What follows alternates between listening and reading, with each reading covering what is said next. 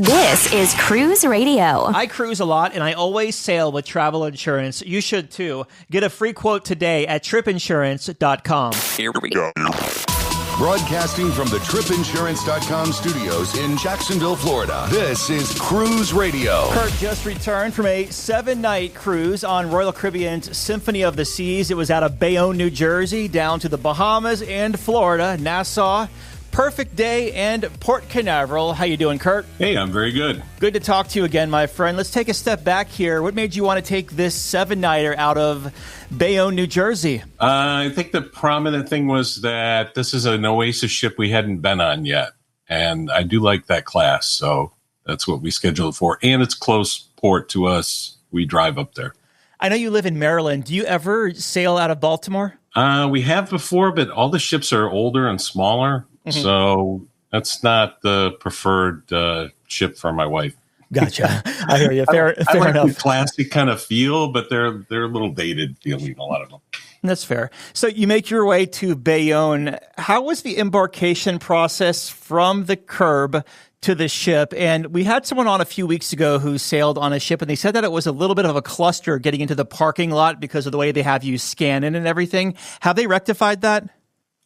I did not have a problem. In fact, we normally get in like right at the time period we were supposed to check in. This time we were a bit late. We were about an hour late, and we had an early check-in, but the traffic was worse around the area. Not so much, maybe a little bit in the terminal area, but just generally it was worse. Once you parked the car, how long did it take you to get from the curb to the ship? We walked right on. We got there about 11:30, and we walked right on the ship. I don't even know that we sat down or anything. I know you've sailed other Oasis-class ships. You mentioned this was your first time sailing Symphony. What were your impressions boarding Symphony? I know this was launched in, 2018, so 7 years at this point? Yeah, it's pretty familiar. I mean, they look very similar other than some of the decorations and just a few of the venues. But it's an interesting class of ship. It's very comfortable. I like it, and our impressions are pretty good walking in. A little mall-like. For someone who may not be familiar with this class of ship, the Oasis class, explain what it's like once you walk on board. I said mall-like because it's just a big line of what seems like stores and places to eat. A lot of it. I mean, there's restaurants and bars and that kind of thing, and there are a number of shops. But the thing that gets a lot of complaints on Oasis classes, I think, is there's not much vision of the sea when you're in that area, which I expected, so it wasn't a big surprise to me. Now, what kind of room did you book for this 7-night cruise, and how was it throughout your voyage?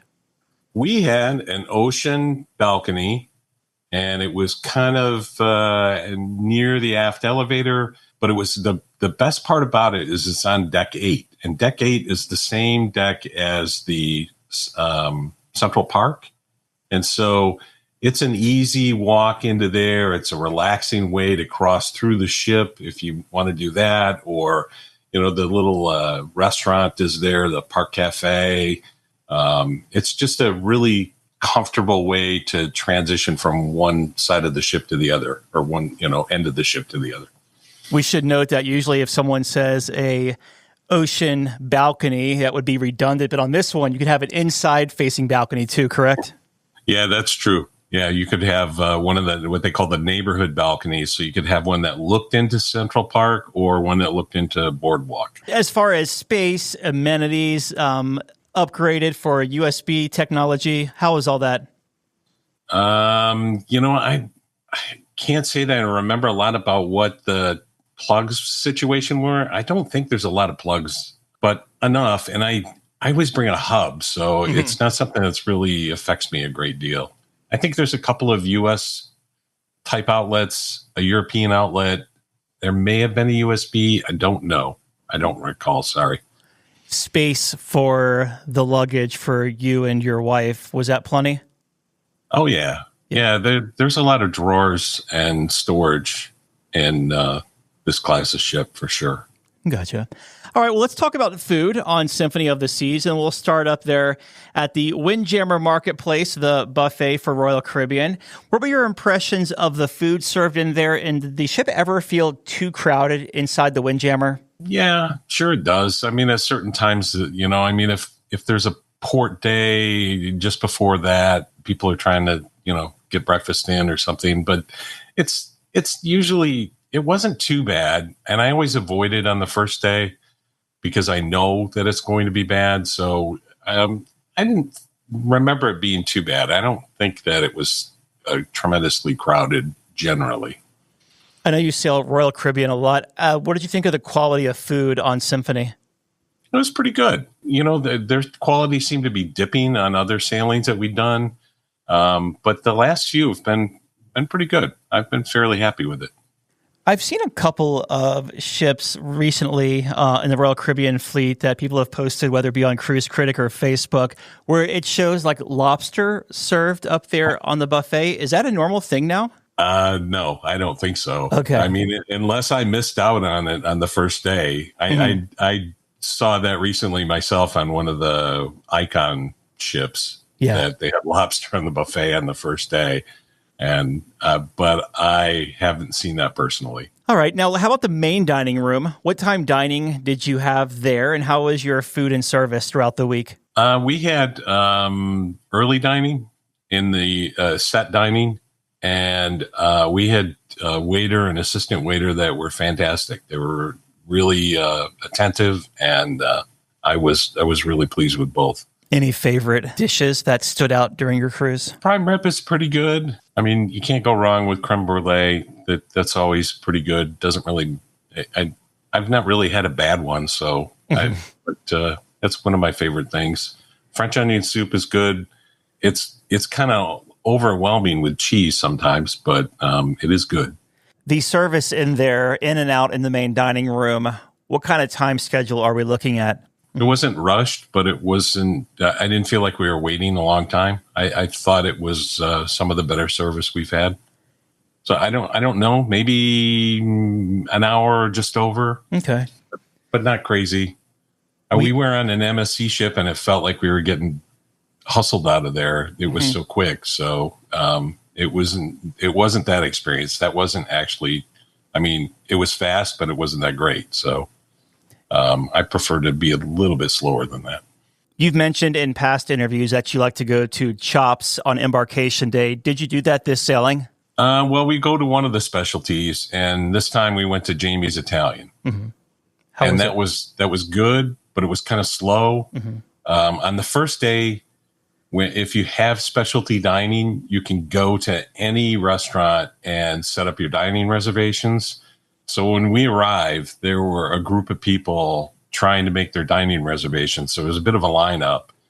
And it seemed like we waited a bit in order for that line to, them to understand that we weren't part of that group to try to set up a reservation. So it was a little slow.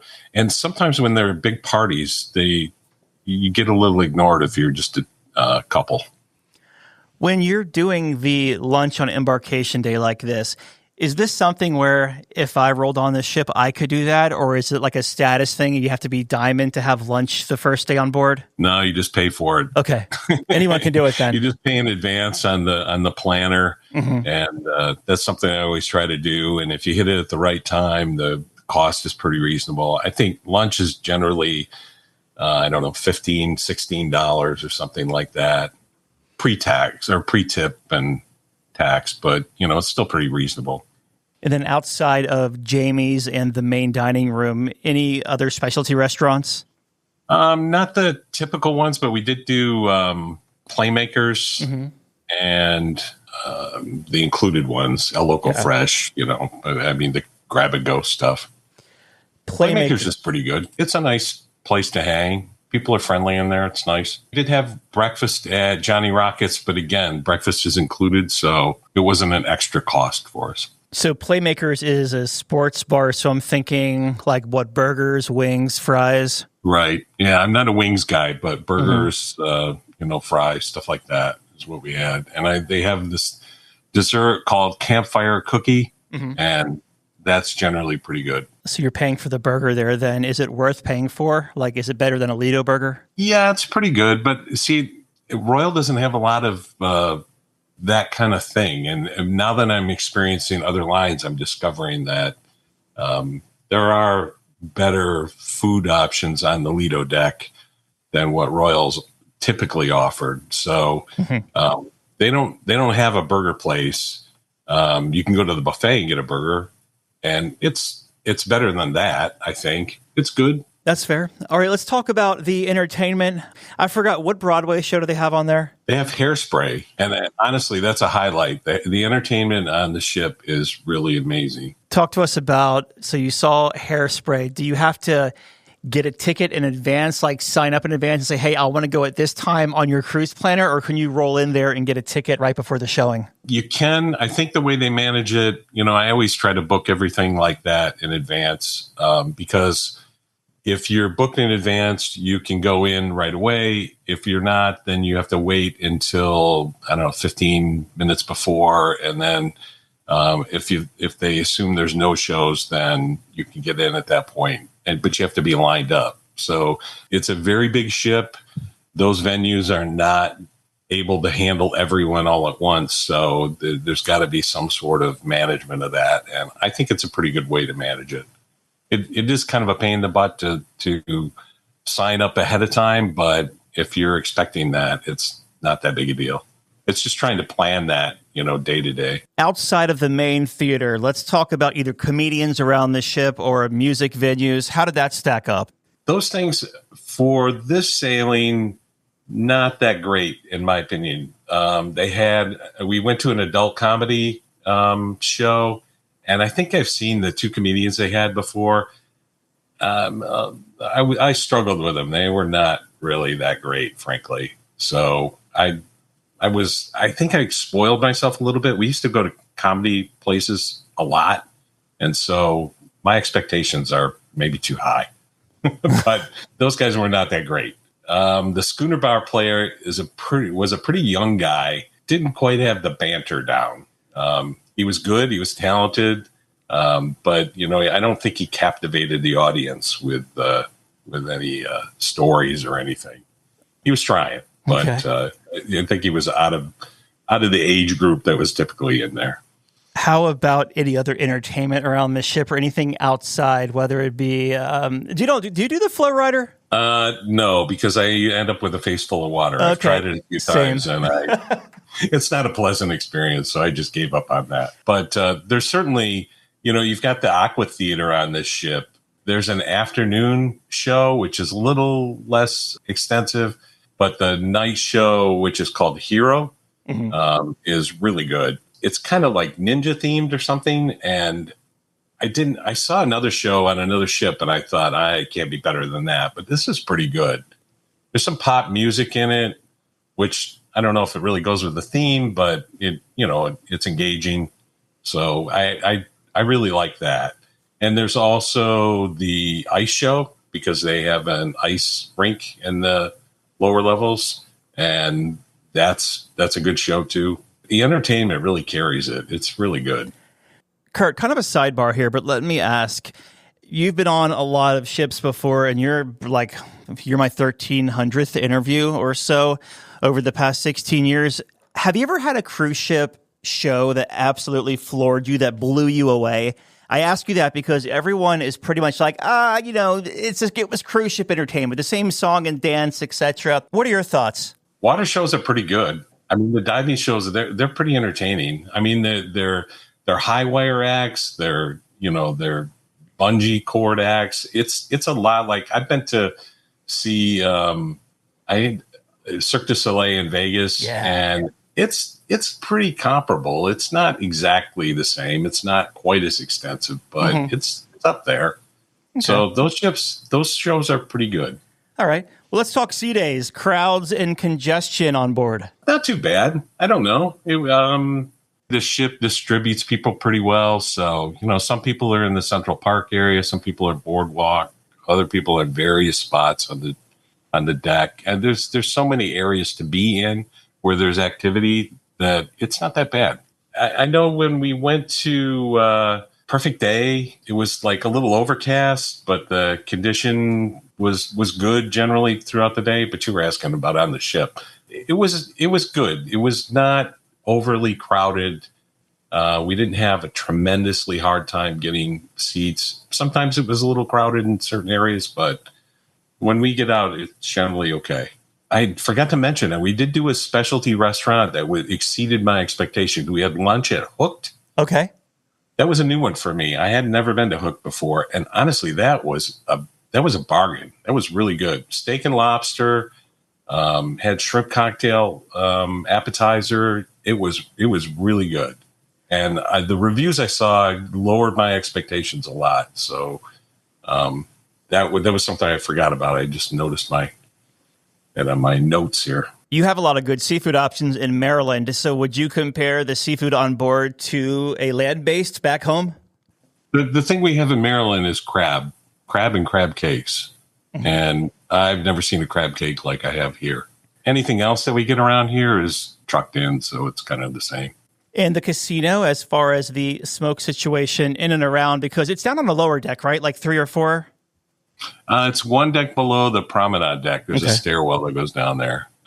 It's okay. It's not great, but it's not bad. I didn't notice it being tremendously bad. I remember another one of these ships that it was really tough to walk from one side to the other, but it wasn't as bad. I don't know what they did. Did you play at all? I play very little. Yeah. I usually play the promo money and then walk away. My buddy was on one of the newer ships a couple of weeks ago, and he kept sending me all of these photos, and he was winning like crazy on all of these machines on board, and he got 2 of them that were like $60 short of a hand pay. He's like, yeah, after the first night, I cashed out because he was up like almost $4,000, and he never walked back in there. Like, I have never seen a machine do that unless it was glitching. Yeah, that is kind of strange. Yeah, pretty well. It wild. didn't work like that for me. So Yeah, me neither. There was another show I forgot about. One of the shows that was in the theater is called Flight, and that's quite impressive with the effects. I mean, you've got things like it's like a backward walk through time with Flight. They start out with space and they work their way down to like the Wright brothers. That's a pretty impressive show. The effects are really good. That's the one that has the plane flying through the auditorium, right? Yeah. It is really something. Yeah, your ports of call. You left Bayonne, New Jersey. So what was your first port of call, and give us your highlight? First port of call was Port Canaveral, and that makes a nice day on the ship for us because there's not much time there generally. I know some people try to hustle to go to Disney or someplace, but we stay on and just enjoy the ship. So I can't really comment on the port. I've been there many times. Sure. I've walked around. I've taken a bicycle and ridden around there, and there's not that much to do. I'll take that back. If you go to Cape Canaveral, that is really impressive. Mm-hmm. I've been there. I think it would be rushed personally, but it is an impressive place to go. Yeah, I was going to say, if you have time there and you're in Port Canaveral, definitely Nassau is a do not miss. But also there's a really cool like airboat ride they do there. Also a zoo, like an alligator farm. And of course, if you're a theme park person and you have enough time, depending on your sailing, you could shoot over to Universal or Disney for the day. So but plenty of things to do there. But also, like you said, which I typically do if I'm sailing out of New England or the north and hitting Port Canaveral, because I live an hour and a half from there. It's a stay on the ship day for me, too. So yeah. I definitely hear that. Your next port of call was what? Nassau. Okay. How was your day there?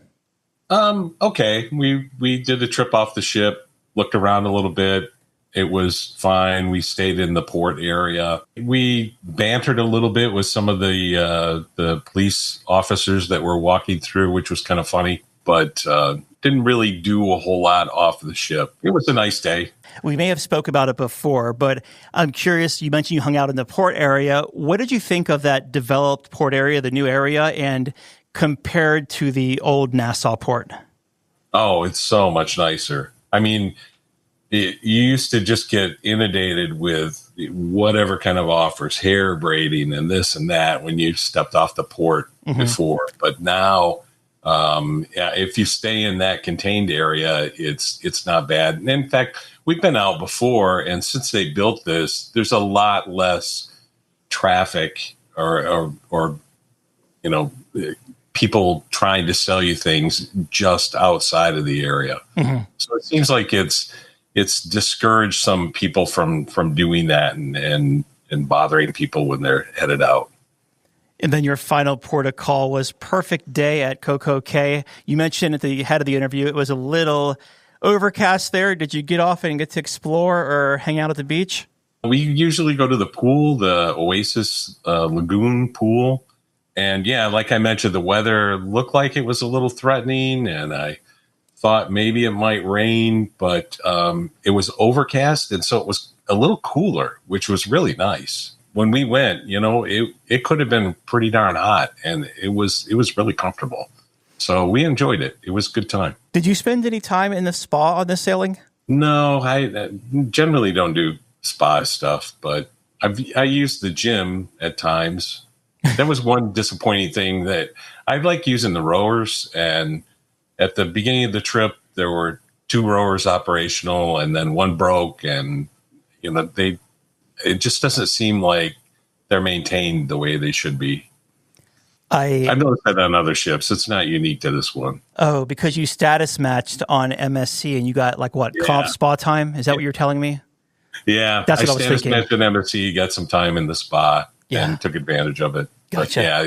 But it's not something we typically do. And MSC didn't help encourage me to do the spa because that one was not super wonderful. How was the weather this time of year sailing out of New Jersey, coming down here to the Bahamas area? Generally pretty good. It seems like, we had some overcast times, but it was good. They didn't really have any problems doing the water show. That's kind of a gauge, how windy is it? How much rain is there? The first, although unrelated to the weather, the Aqua show got canceled the first night when we had it scheduled. I tried to do it early because you can't really count on the weather holding out. But the platform was not raising and lowering for them, so they couldn't do any diving because the platform was high and they couldn't lower it. But then I think later in that evening they fixed it, and then it operated the rest of the trip. All right. Anything else on the ship we may have missed before we get to debark? There was a guitar player in the pub, and he was really good.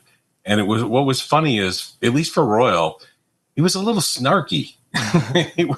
He kind of had a little toot with the audience, and they loved it. He was kind of tuning them up, but it was kind of funny. But it was surprising to me because normally it's a little bit Pollyanna, Disney-ish, for some of the players. They're pretty careful and don't try to insult anyone. He seemed to be bantering a bit, which was funny. The pub player, I assume he takes requests, correct?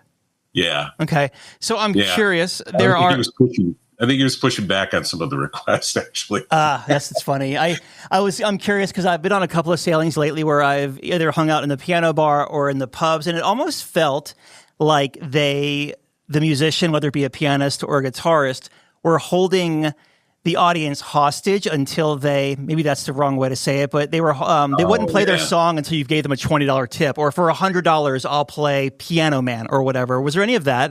No, because in the schooner bar, for sure, that young guy would not have played that kind of game. I have seen that like at Howl at the Moon and those kind of places. Those get ridiculous. I haven't seen that so much.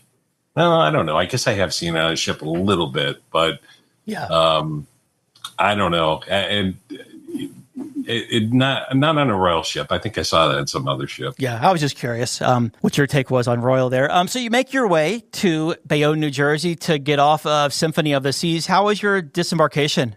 Really good. We got off really quickly. It was no problem at all. You just walk outside, you get out of customs, and walk outside and you're right by the parking area. Great port, really, honestly, to sail in and out of. Do they have facial recognition there? Yes. Well, do you have any first-time tips to offer anyone sailing on Symphony of the Seas or doing that Bahamas, Florida itinerary from up north? I think that the thing that I mentioned before is we had an 8th floor cabin, and that is the same level as the Central Park. That's a great place to be. It's quiet. It's relaxing. You can cross through the better part of the ship. You can take your choice of elevators, and it does get a little crowded. I guess I have heard that they cut out the duck hunting in Central Park. They don't want people to hide ducks there anymore. Mm-hmm. And I must say that I can remember that people were kind of obnoxious trying to find ducks in that area. And I think the more people hide ducks, the more they want to hide them well. So they stick them in a little farther than maybe they used to. I don't know. But I mean, I saw people, making their way, pawing the plants and stuff. So that's not a good thing. I'm kind of glad they banned that. But anyway, Central Park as a whole, though, is really nice and a pleasant place to walk through. So a cabin on that floor is really, really convenient. It's funny that you just mentioned the duck hunt because on our show notes here, I have it circled right in front of me. It says Duck Hunt 2025. And I was going to ask you about that because I've been seeing signage saying along the lines of don't place ducks here or no duck hunting or whatnot. So I was curious if you saw any of those on your sailing, but I guess sure I guess the rule was in place first then. I didn't know what they were doing. I was like, what is this person doing handling these plants? And right. Then I figured it out after a while. I thought, what a silly thing to do, to disturb all the plants to do that. Because I'm sure they're fragile. Yeah. Considering how they're planted there. Yeah. Looking back, what was the biggest highlight of this trip for y'all? The entertainment, just generally. I mean, I named 4 different shows that we saw, and every one of them was great. So it was really good. But it was, I didn't care for the comedians, but the rest of the structured shows that they have are excellent. And to wrap it up here, Kurt, your final thoughts of Royal Caribbean Symphony of the Seas. I liked it. It was really good. I mean, it's pretty familiar. There were a few. One thing I forgot to mention, there was some in the solarium. There's a really interesting glass sculpture-y kind of thing that's part sculpture, part shade for the bar. There was netting all over it. I thought, what's going on? And then I saw some broken glass panels. And I remember you mentioned something about a later sailing where they had broken glass. Well, this was in that art piece that was in the solarium. It's a nice ship. It's really pretty. There's a lot of little Easter eggy kind of things all around it. Just sculptures and stuff that are interesting. So it's a good ship. All right. We've been talking with Kurt about his 7-night cruise on Royal Caribbean's Symphony of the Seas out of Bayonne, New Jersey. Kurt, as always, great talking to you, my friend, and thank you so much for giving us your time. Yeah, no problem. Thanks very much. The world is constantly changing. Your place for news is still the same. Online and on demand at cruiseradio.net. A big question we get at Cruise Radio is, how do I know if I need trip insurance? Simple answer. If you're getting on a plane, taking a road trip, or getting on a cruise ship, you need to have travel insurance. Hey, it's Doug Parker from my friends at tripinsurance.com. Not only does tripinsurance.com protect your vacation investment, but it also gives you peace of mind in case anything were to go wrong on your trip. How do they do it? They offer 3 different types of trip insurance policies. Good, better, and best. One policy for every vacation budget. But it doesn't just stop there. They're up to 40% lower when you shop around on other comparison sites. Plus, tripinsurance.com offers 24-hour customer support before, during, and after your trip, online claims assistance, and travel alerts to let you know what's going on at your destination. But find out for yourself. Check out tripinsurance.com. All right, Dougie, let's see what we got for you, buddy. Cruise Radio is produced at the tripinsurance.com studios in Jacksonville, Florida. Get cruise news, ship reviews, and money-saving tips every Thursday on Cruise Radio. If you've enjoyed this episode, please subscribe to the show. If you want to help spread the word, give Cruise Radio a 5-star review. Find Cruise Radio where you listen to your favorite podcast or online at cruiseradio.net. I'm your announcer,